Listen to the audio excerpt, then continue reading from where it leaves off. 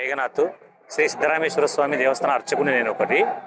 ఇది ప్రతి ఏటా చైత్రశుద్ధ పౌర్ణమి రోజు పార్వతీ పరమేశ్వర కళ్యాణం జరుగుతుంది. కళ్యాణ మహోత్సవంలో 5 రోజుల పెళ్లి జరుగుతుంది. ఇది 5 రోజుల పెళ్లి ఎలా చేస్తారో అలా చేస్తారు. 5వ రోజు కళ్యాణం జరుగుతుంది అనమాట. కళ్యాణం జరిగిన తర్వాత అంటే ఇచ్చి పుచ్చుకునే దాంట్లో కొంచెం గొడవ అయ్యి పార్వతీదేవి అలిగి వెళ్ళిపోతుంది. వెళ్ళిపోయినప్పుడు ఆ పరమేశ్వరుడు కొంతమంది సైన్యంతో వాళ్ళ బంధు బలగాలను తీసుకుని ఆయనను శాంతింపజేసి ఆమెను తీసుకొస్తాడు. తీసుకొచ్చినప్పుడు వీరభద్ర స్వామికి ఎవరు గొడవ పెట్టిందనే ఉద్దేశంతో ఆయన కోపంతో వచ్చి ఎవరైతే గొడవ పెట్టింటారో వాళ్ళంతా తన్నుకుంటూ పోతాడు అనమాట. తన్నుకుంటూ శాంతింపజేస్తాడు. ఆ తన్నినప్పుడు ఎవరైతే కోరికలు ఆయన ఎవరైతే తన్నుతాడో వాళ్ళ కోరికలు నెరవేరుతాయని ఫస్ట్ నుంచి 300-400 సంవత్సరాల నుంచి ఇదేగా నడుస్తున్నారు సార్. ఇప్పటి కాలంలో కూడా ఆధునిక కాలంలో ఇప్పుడు ఈ కంప్యూటర్ యుగంలో కూడా మీరు దీన్ని ఎందుకు ఫాలో అవుతున్నారు సార్? ఇది సాంప్రదాయము. అలాగే సాంప్రదాయం ఒకటే సార్, చేసిన వాళ్ళు చూసిన వాళ్ళు నమ్ముతున్నారు కాబట్టి మేము కూడా అలాగే చేస్తున్నాం సార్.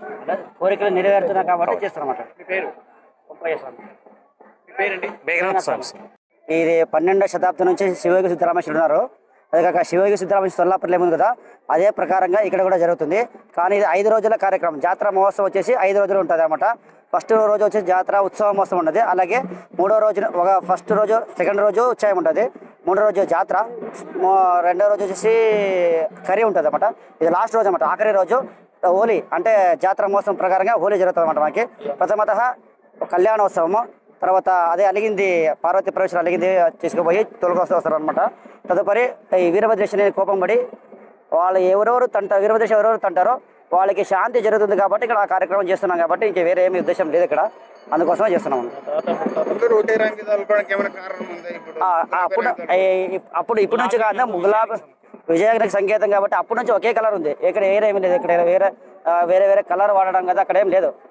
పద్ధతి ప్రకారంగా ఏం హోలీ కలర్ ఉందో అదే కలర్ వాడుతున్నాం. గుంటూరు సమేతంగా వాడుతున్నాం.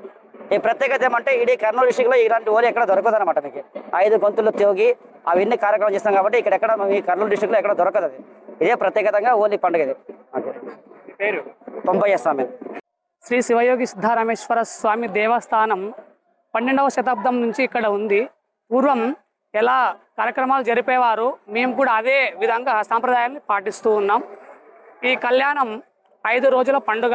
5వ రోజు శ్రీ పార్వతీ పరమేశ్వర కళ్యాణోత్సవం తర్వాత వసంతోత్సవం జరుపుకోవడం కూడా జరుగుతుంది. ఆ గులాబీ రంగు ఎందుకు వసంతోత్సవంగా జరుపుకుంటామంటే విజయానికి సంకేతంగా మా గ్రామస్తులు పూర్వం నుండి ఆ విధంగా పాటించేవారు కాబట్టి ఆ విధంగా మేము కూడా గులాబీ రంగుని విజయంగా భావిస్తూ ఉంటాం.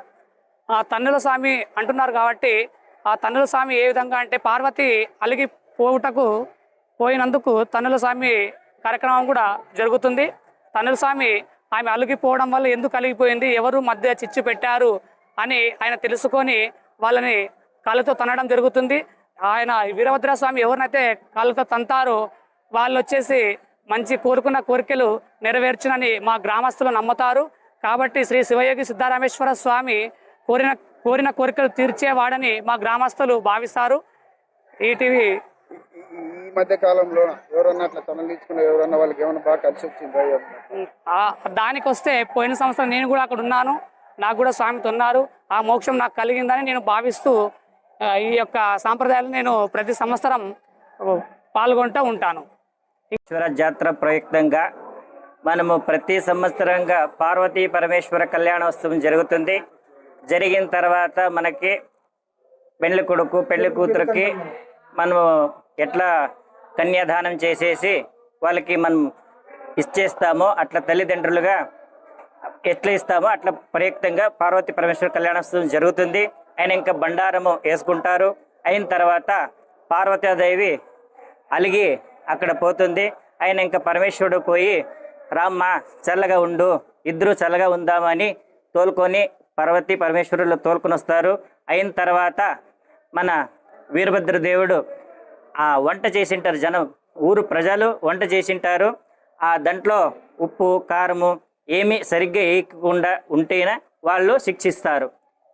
దాని గురించి ఆ వీరభద్రదేవుడు ఆ రూపంలో వచ్చి మీరు దీంట్లో ఉప్పు వేయలేదు, కారం వేయలేదు అనేసి ఒక్కొక్కరు ప్రజలు వ్యక్తులు మహా వ్యక్తులు ఉంటారు, రెడ్డిలు కానీ వేరే వేరే వాళ్ళు అందరూ ఉంటారు. మహా వ్యక్తులకి ఎవరికి ఆ వీరభద్ర దేవుడు తొంతాడో వాళ్ళకి ఆ సంవత్సరం ఎదుగుతుంది అని పురాణ ప్రయుక్తంగా చెప్తున్నారు. ఇది తాత ముత్తాతల నుంచి ఇట్లే జరుపుకుంటూ వస్తున్నాము. కావున ఇప్పుడు కూడా అట్లే మేము జరుపుతా ఉన్నాము. రాజశేఖర స్వామి చిన్న హోతూరు. భజన భక్తాదులు అందరూ ఎవరి పని వాళ్ళు సక్రమంగా చేయవాలని నేను, లేకపోతే తొంతన వాళ్ళే ఎవరనగా చేరు కట్టేళ్ళు పని చేసేళ్ళు బారికెళ్తుంటారు ఎవరైనా కానీ వాళ్ళు తొంతే తీర్చను. అది అంతే కార్యక్రమం. వీరభద్ర రూపంతోనో తొంతన వాళ్ళే.